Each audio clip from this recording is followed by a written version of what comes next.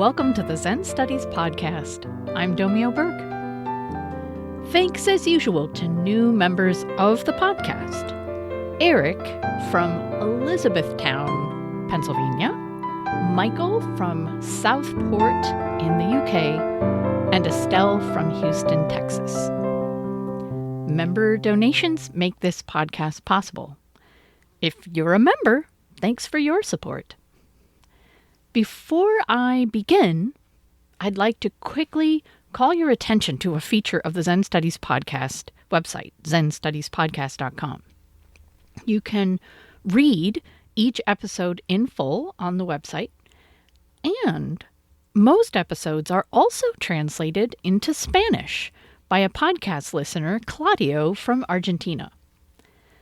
Unfortunately, we don't have Spanish audio available at this point, but if Spanish is your first language, you may find the translated scripts helpful. On to today's topic. Should you join a Sangha? A Sangha, or a Buddhist community, is one of the three treasures of Buddhism. But is it really necessary? How important is it? If you feel resistance to practicing with a community, how might you address that? If you're already part of a Sangha, how can you practice with the inevitable challenges that come with participating with any group of people? I often get inquiries from podcast listeners about whether or not they should join a Sangha. Many people live far from a Buddhist community they can join in person, or, to put it more accurately, in the age of online practice opportunities, in 3 dimensions, or in the flesh.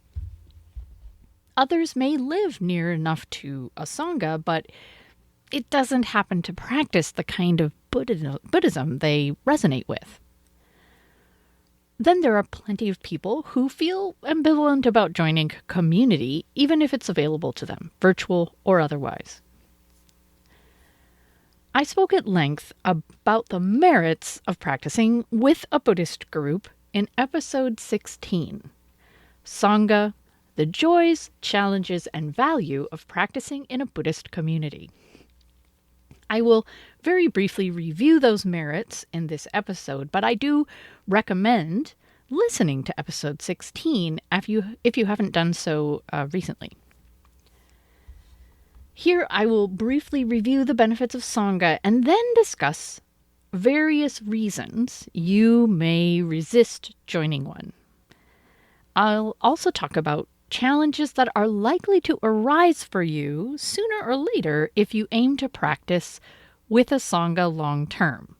And a lot of times those challenges, the resistance and the later challenges, are really the same.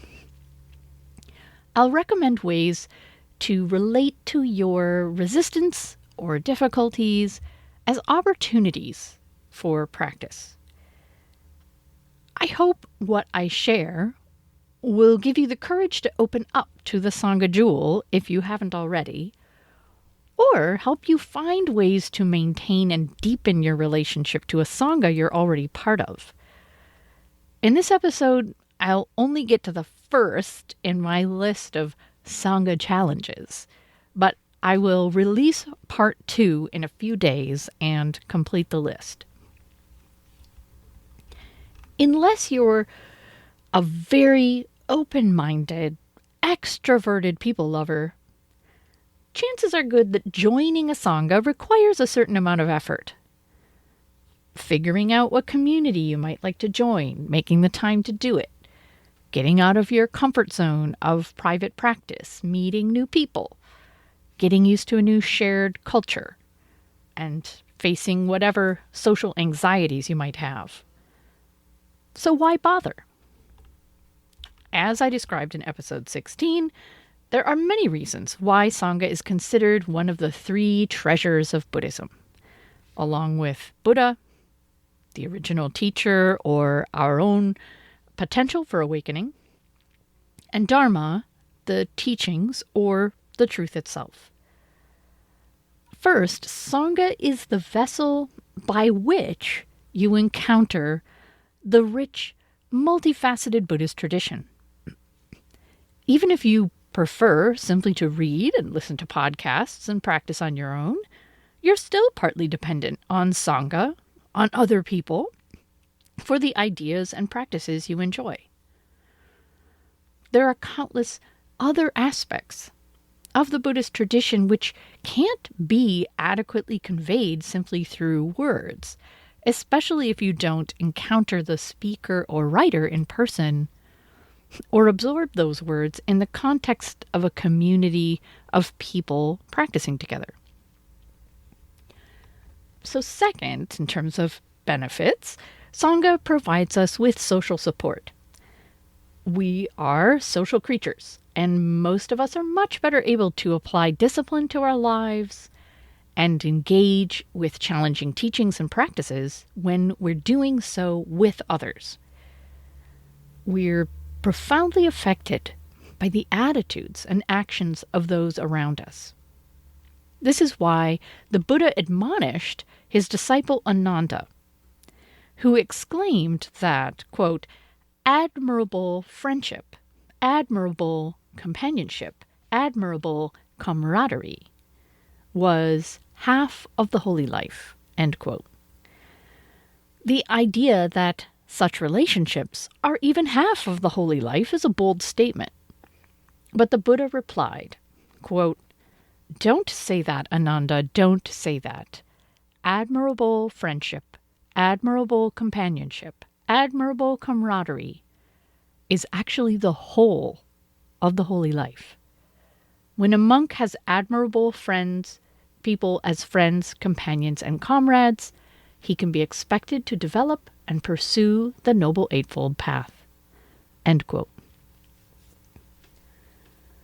Some people in Sangha may serve as our teachers, others as peers with whom we can share our spiritual life, and others as dear Dharma friends.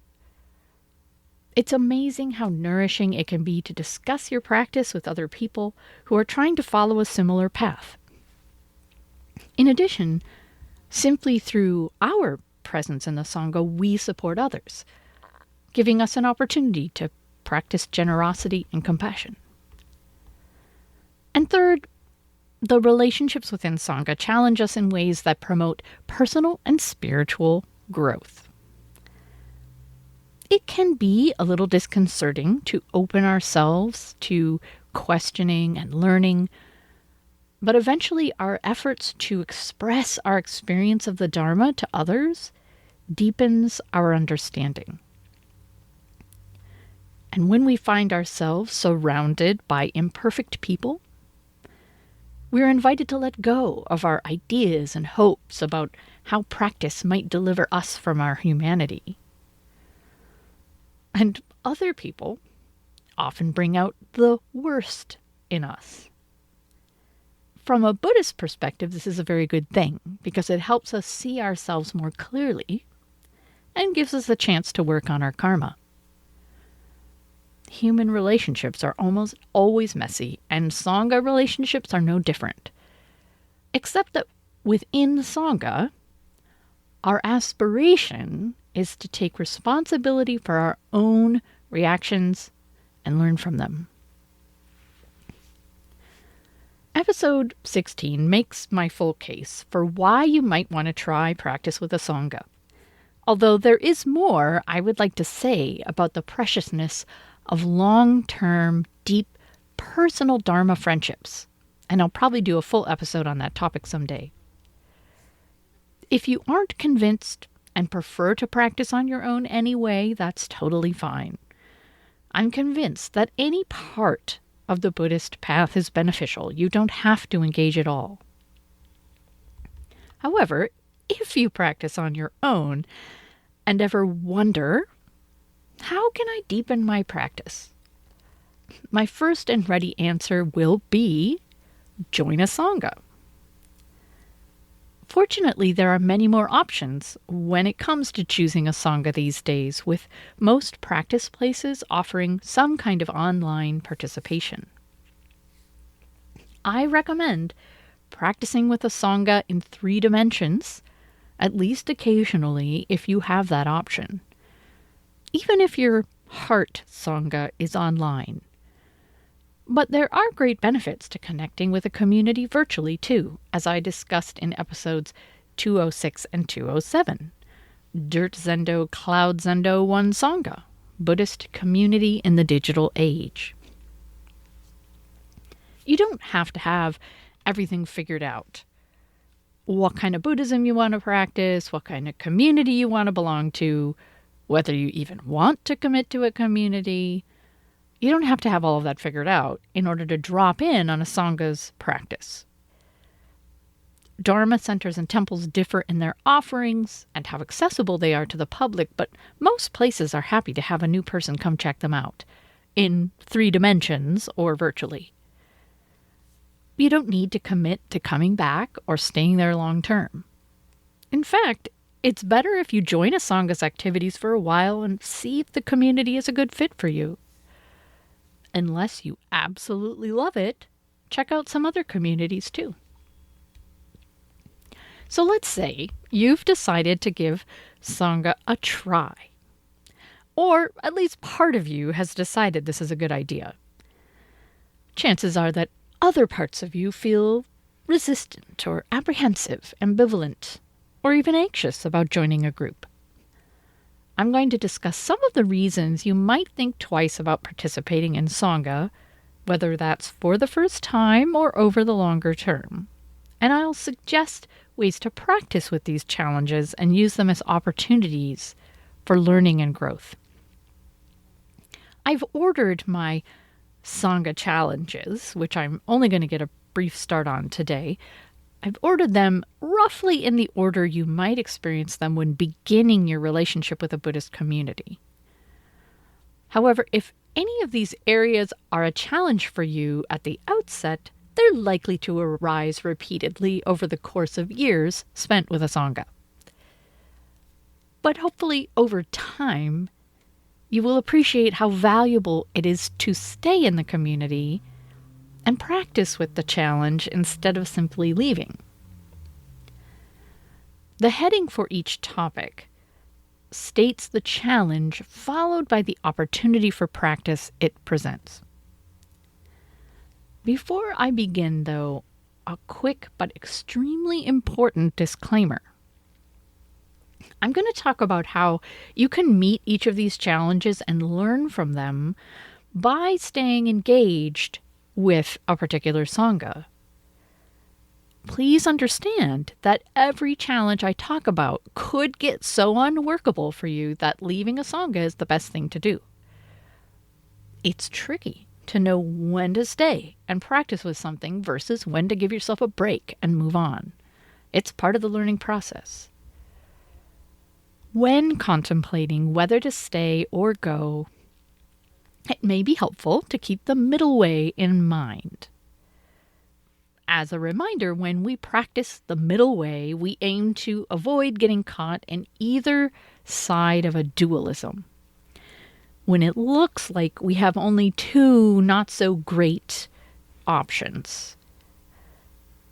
Instead, we look for another way to relate to the situation.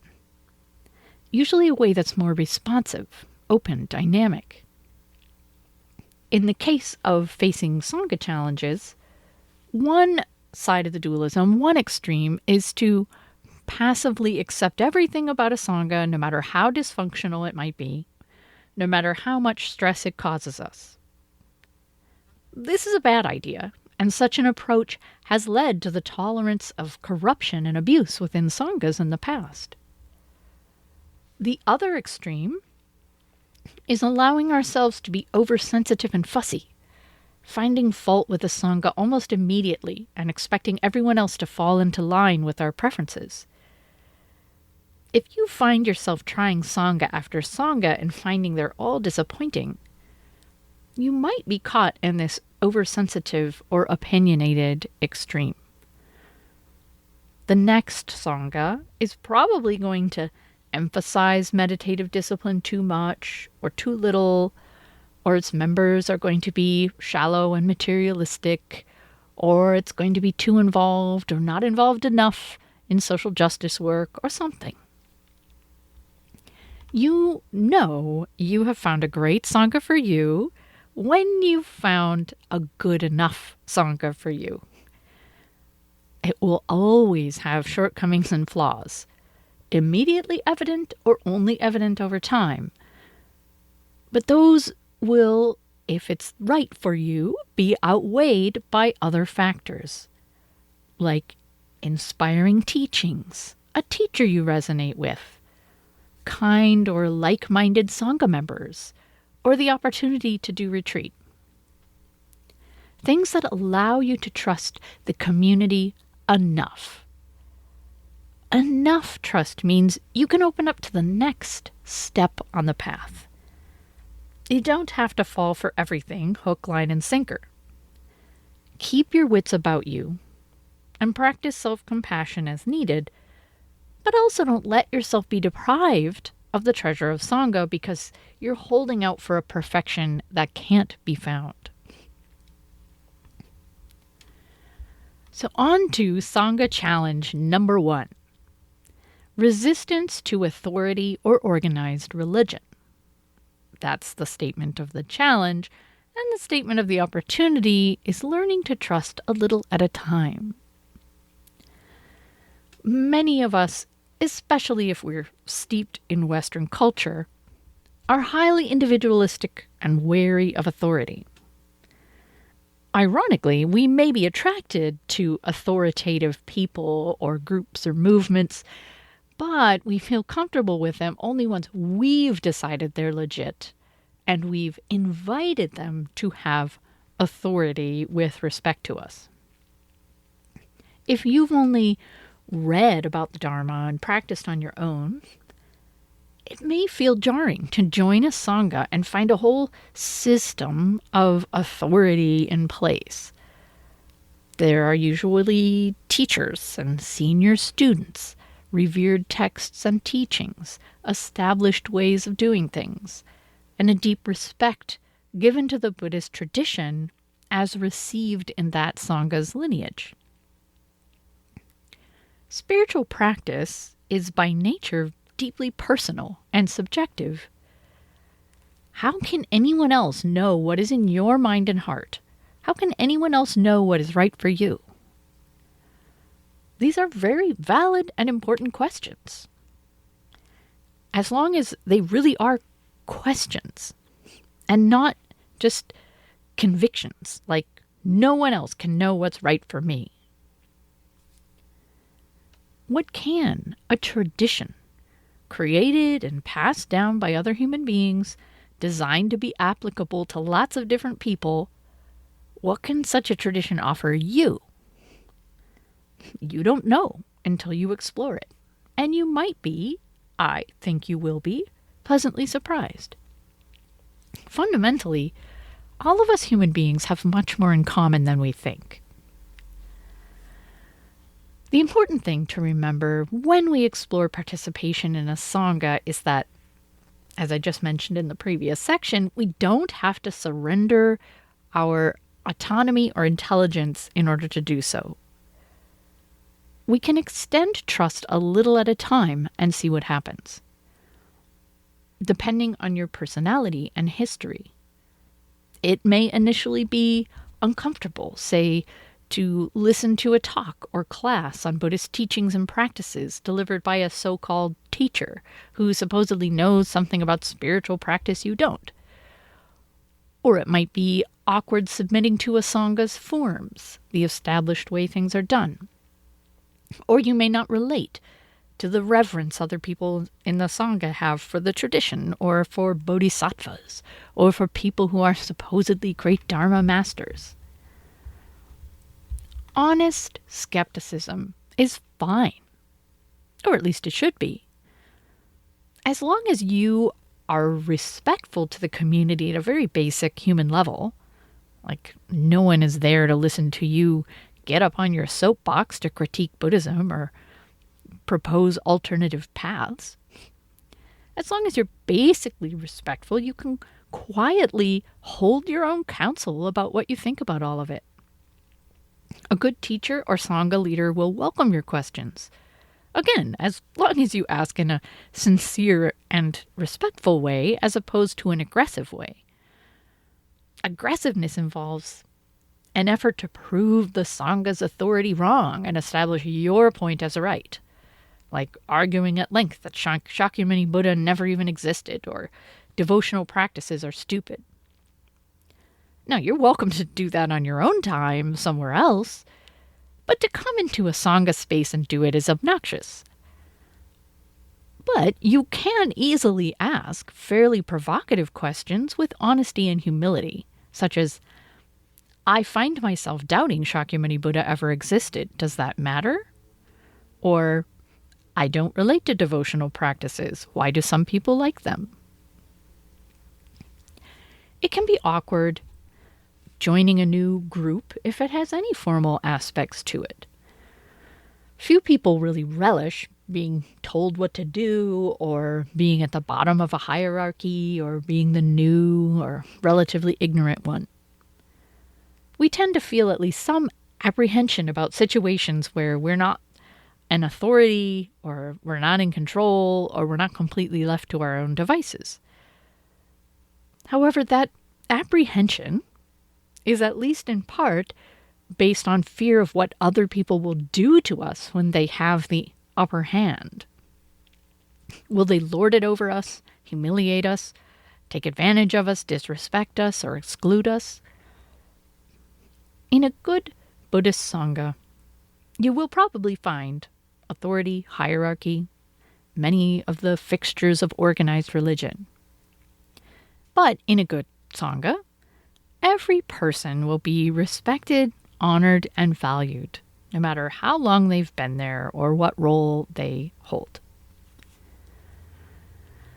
So that's it for this episode. But I will release part 2 in a few days to discuss the rest of my list of Sangha challenges, including social anxiety, introversion, or misanthropy.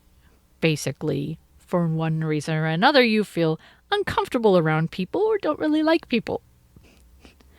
Or not wanting to be seen, fear of rejection. Or the presence of, shall we say, insufferable people. Or dissatisfaction with the way a Sangha is run. I hope you'll tune in to hear my exploration of these various topics and how they can be opportunities for practice and growth. Thanks for listening.